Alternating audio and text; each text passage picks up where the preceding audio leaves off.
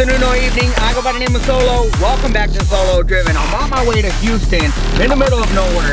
But we're actually gonna go to my buddy Roy's shop. I'm over here swerving and everything, kind of turn this camera around, give y'all some shots. But like I said, we're on our way to my buddy Roy's shop to discuss some things in regards to the Hades Cobra. And by discuss some things, I mean rebuilding that motor. Alright guys, we have just arrived to my buddy Roy's shop, and check this out. A F-150 that has been completely converted to a Raptor. We're gonna do a video of this on Friday. Right now I'm kind of on a tight time schedule, so we'll be back on Friday to show you a little bit more on this. We also have this beautiful Red Fire Cobra, and also this crazy GT Mach 1 build, and also a GT500 that has been covered up. So I'm actually here today because we're actually in talks of getting the Cobra motor built right here in Houston, Texas at BBR Performance. The issue with the Cobra is that we have low compression. If y'all haven't been keeping up with the videos, we have low compression on 2 cylinders. We cannot go into boost at all. If not, we can, well, it's not a matter of if, it's really just a matter of when. If I continue driving this car going into boost, it will blow up. That's why you haven't seen me really enjoying the car lately in videos, because I'm really trying to be careful and not blowing a hole in that block. Therefore, I would have to buy another one. The issue really lies that all the shops in San Antonio that are trustworthy are all booked up. They're waiting on parts. It's gonna take 6 to 9 months or a year to build, and I really just don't have the time to be waiting around. I need to make content for you guys, and I really just want to enjoy the car in general. So I'm here with my boy Roy, and we're in talks with the Cobra build because I really don't know where to even begin. I told him that my horsepower goal is really like around 900. That way I can keep it at 800 all day. We're deciding on what kind of... Well, actually, I have a question for you. So what are the difference between the test kit and the iron block? What are the pros and cons of either or? Because that's actually something that I'm kind of stuck in between, since I don't know much about those two. So the iron block is a 2-bolt main. It's came stock in the 0304 Cobras. It was a pretty good block. I've seen guys take them to 900 to 1,000 horsepower, no problems at all. The test kit block, you gain less weight automatically out the front of the car. It gets up bolted from a 2-bolt to a 4-bolt main, and it can handle a lot more power. Now I've seen people take them as high as, or as low as, 1,000 to as high as, 1,200 plus with no problems at all. The reason that people like the test kit is because automatically, like I said, you lose weight off the front of the car, especially if you're doing a drag application where you do the test kit block and then you get rid of the IRS and you go to a solid. Well, now you're already down, quite a bit of weight, and that matters when you're, drag racing. I don't know the exact number, but I want to say it's somewhere in the realm of about, I think it's like 82 pounds or 84 or so. It's somewhere in that range. Yeah. Where it's, over the iron block. And I will say, driving experience with the Cobra is kind of front end heavy. Like, I'm not a professional racer, but it's weird the way it drives. That's why this thing is like really just made to go straight, because when you're turning, you feel that the front end is just a lot heavier than the rear. It's not a evenly like balanced car, in my opinion, my humble opinion, okay? But it is very front heavy. These cars weigh 3,500 pounds. They are small cars, but they weigh 3,500 pounds. So any front end weight reduction, I bet would feel incredible in this car. Now, for me, I'm not really trying to reduce weight in that sense. What are some of the cons with the test kit that you know of? I mean, I've heard people say that the test kits aren't as strong. I've heard that debacle a lot. Really at the end of the day, you need to ask the guys that are actually out racing these cars and these motors, the test kit platforms, and ask them what they think about it. A lot of the things that you're going to see online that people say is just inexperience. They don't know, or they read it online and they think, oh well, it's online, it must be true. I personally have never had a test kit fail. I have had quite a few iron blocks fail over the years, but that was because they just detonated or something else happened. The test kit block is a good block. The watt block is also very good, but the watt blocks just can't handle as much power from everything that you see online and people talk about. So really at the end of the day, it comes down to what the consumer wants. You talk about the car being front heavy. Right. Something else that you can do with the car is you can also do a tubular K-member, and you can drop quite a bit. So you take the test kit block with the tubular K-member, you're gonna shave quite a bit off. I mean, I think the tubular K-member alone drops like 90 pounds off the front of the car. Which is something that I definitely want to do, because that K-member down there is it's meaty. You know what I mean? We got a stock K member over there. And yeah. You compare it to, you walk over there and pick that up and then pick one of the tubulars up. You're right. Like, wow. I wanna involve you guys in this kind of conversation that we have. What direction do we need to go towards to accomplish that goal, like a 900 horsepower build motor? So what I like to do, and everyone's different, I'm really fond of the Mod 2K pistons. They seem to be a pretty popular piston. I like Molnar rods just because they've been tested and they're proven and they will literally take a beating. Wow. So I'm a fan of Molnar rods, so I would do a Molnar rod with a diamond piston because, you know, the Molnar rods right out of the gate, they're automatically cheaper than, say, a set of Oliver rods. You know, Oliver rods are $1,600. You know, I would do those two setups right there, do a nice cam in the car. You know, we talked about you don't want to lose drivability issues. Yeah, so yeah, hopefully we can get a nice little chop in the Cobra. That's actually something that is in high consideration and will most likely get done. So yeah, we're talking about a cam. Do you currently have headers on the car? Yeah, I have BBK headers. We'll couple that with either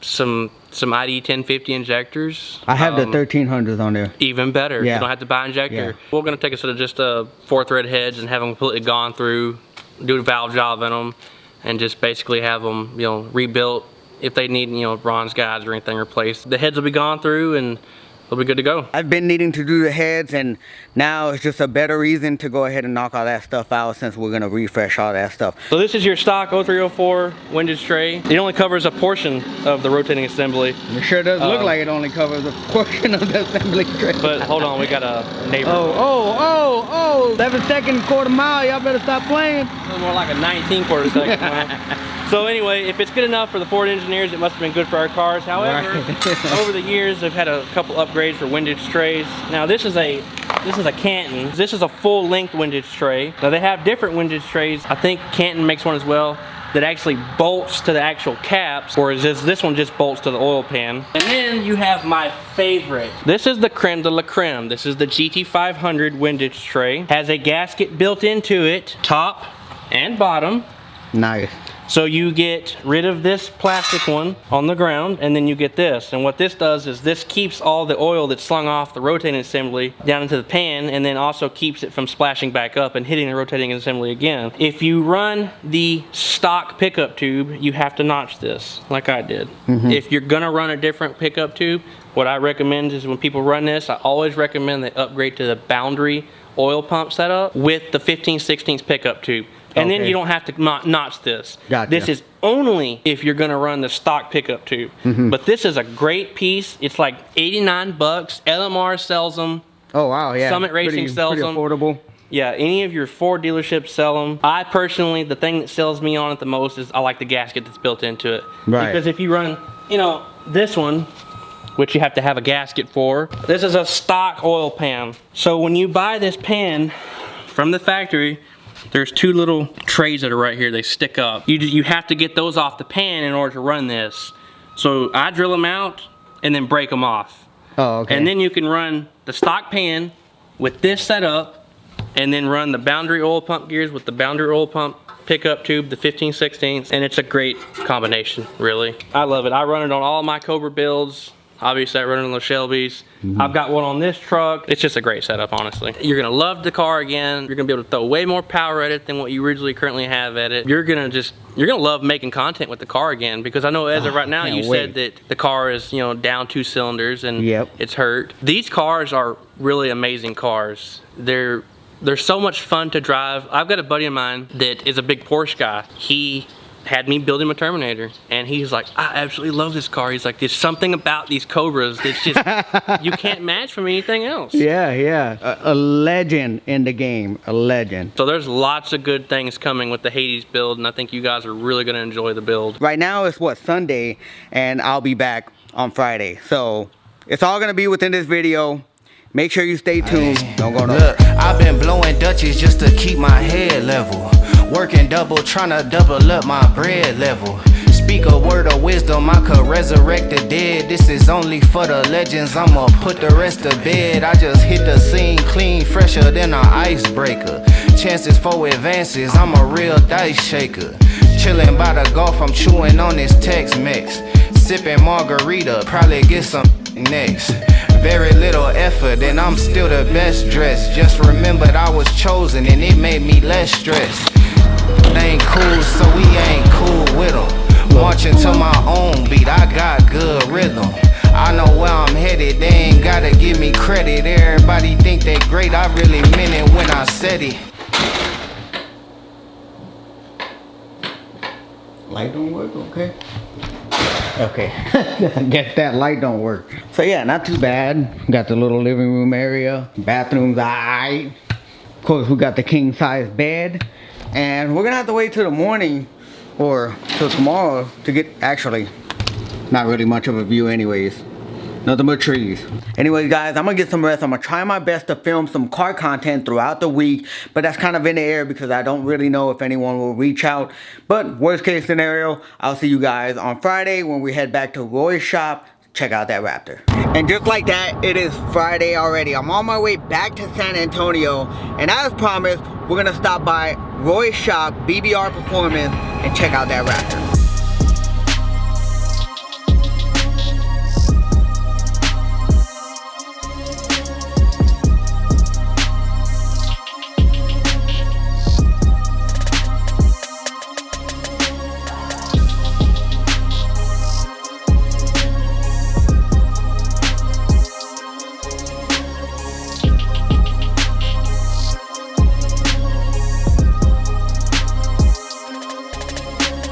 Roy is gonna demonstrate to me. He thinks that he has 10 over and 30 over pistons because I was a little concerned and I was asking him a whole bunch of questions if it would make any difference with compression, if it would make any difference with temperature, and he said that you wouldn't be able to physically see 10 over from 30 over. The only way that you would be able to tell is by actually measuring it. So that makes me feel a lot better. I wanted to be at 20 if anything once I started getting the information in, but it looks like we're just gonna go ahead and run with that 30 over. The only thing he did mention to me is that once you go 30 over, that is it. You cannot exceed anything 30 over because then you run a chance of cracking the walls of that cylinder. So it wouldn't be the end of the world like he was saying, because if you go 30 and you blow the motor, you just have to get another block, go 30 over with that new block, and you can still use your piston and rod combo. So that's really the only downfall, but also it kind of evens out because if I were to go 20 over and something would have happened, I couldn't use nothing but 20 over. So we got some stuff right here gonna show us the difference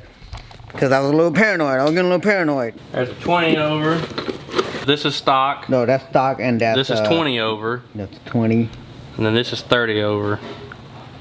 Yeah, you really can't see the difference. You really can't. The only, like I said, crazy. The only way that you would ever know that they're different is if you actually measured them. When people talk about 30 thousandths over, it's micro hairs. So yeah, that makes me feel a lot better. Again, everyone on here knows that I'm learning as I'm going as far as like when it comes to mechanical stuff, engine work. It's okay to ask questions. It's okay not to know everything. So don't ever be afraid or intimidated in asking questions, or even just owning that you don't know some of the information or how things work. That's the only way you're gonna understand these things, is by asking questions, and don't be embarrassed. I'm an old man already and I'm still asking questions because mechanical is just a lot. So that motor should be ready in a couple weeks. So what we're gonna do is when he calls me and says, hey, your motor's ready, in the meantime, we're gonna go ahead and purchase everything for Solo's build, rods, pistons, bearings, all the ARP hardware, get everything ready to go. When he calls and says that motor's ready, I'm gonna take everything from my motor and everything from Solo's motor. We're gonna take everything, drop it off, and then do the old switcheroo.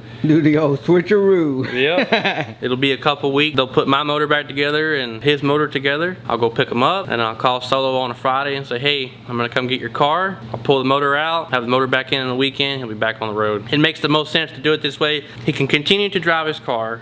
I can build the motor in the background, and then when everything is ready, we can just swap everything out and he's back on the road.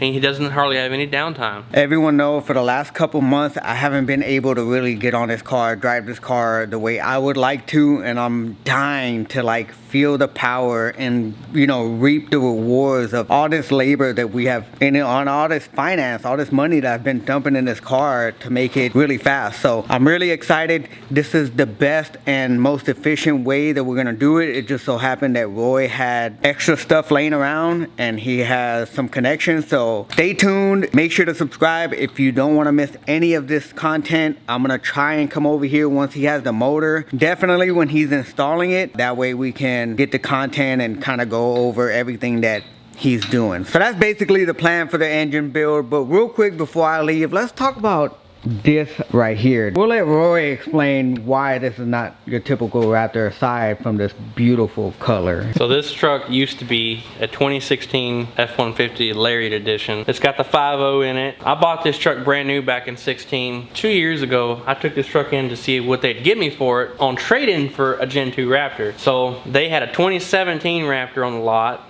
with 85,000 miles on it, and they wanted $65,000 for it. I had another buddy of mine, he had a F-150 white. He wrecked his. I was nice and said, look, you can take all of my fender and stuff because I'm gonna replace this stuff anyway. And then it dawned on me, I was like, let's do a Raptor build. And I talked to a couple different people and they said it couldn't be done. And I said, I'm gonna prove to you that it can be done. So what you're looking at is all OEM Raptor parts, OEM hood, OEM fenders, OEM headlights, grill, bumper. These are actual beadlock wheels off of a newer Raptor. This is just the beauty ring. So you take this ring off, there's actually 2 extra bolts on each pattern. Those are beautiful wheels. I love the color of these wheels. I need to find the color. I was telling him off camera, I need to find the paint code for this color because I think that we're gonna powder coat or try to get this color on the Hades Cobra, but so then we did the rails. Basically, every single part that's on a Raptor is on this truck. The suspension is OEM. The only thing that's not OEM is this is called a geyser spring. So this spring is 2 inches taller than the standard Raptor. This color debuted in 2019 on the F-250. It's called Silver Spruce. Then once you see it in the sunlight, you're like, oh my goodness, that is beautiful. This paint job was almost $10,000. Actually, I think it was right at 10. This is a full color conversion. We cut no corners. We completely gutted the truck. It was insane how far we went to actually paint this truck. Most people just paint the outsides, the door jambs, and call it a day. This truck absolutely pops. I'm telling you, it glitters and sparkles and it just looks amazing. Right now it's covered in dust because, well, I haven't had time to finish it. I've got the Shelby build, I've got the Cobra build, I've got that Cobra build. I've got so many builds going on that we just added one more to that list. we just added another one. These are all carbon fiber. This is real carbon fiber. This is not that fake stick-on stuff you get from Amazon. This is carbon.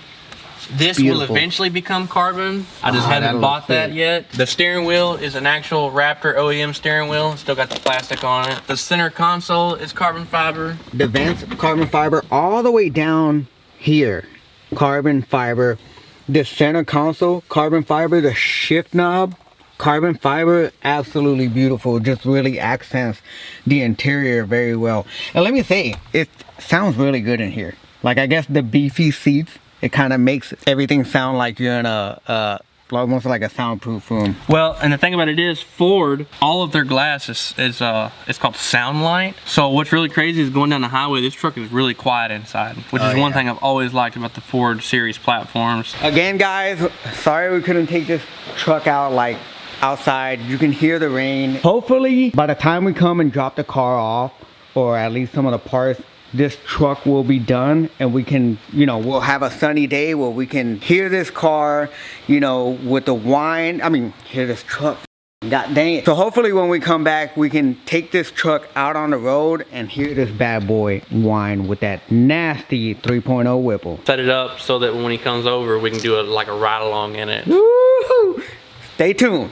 And just like that, we are back in San Antonio. So I pretty much gave y'all the game plan. Hopefully we'll have these parts ordered by next week. We can start rolling in some of those parts and stockpiling all the parts. That way, in about a month or so, we can take it over to get all the work done and have it back within maybe a month or so. Hopefully we'll get the car assembled and at least have that new motor by the end of the summer. It's just a matter of once we get the car, we just need to tune it and have fun with the blower that's on there currently, the VMP for now. and then hopefully upgrade maybe next year or something, and we can really start getting into those big high horsepower numbers. But nonetheless, guys, I'm super excited. This is good news for me because we were looking at a year wait. I eliminated a lot of time, I eliminated a lot of cost, and once the car is done, I'll kind of go over all that stuff if y'all are interested as far as the finance and all that. Obviously, we're gonna be going over all the parts that we got once we're over there in Houston assembling the new motor. But yeah, guys, if you enjoyed today's video, make sure to subscribe, smash that like button to help support my channel. And remember, be motivated, stay driven.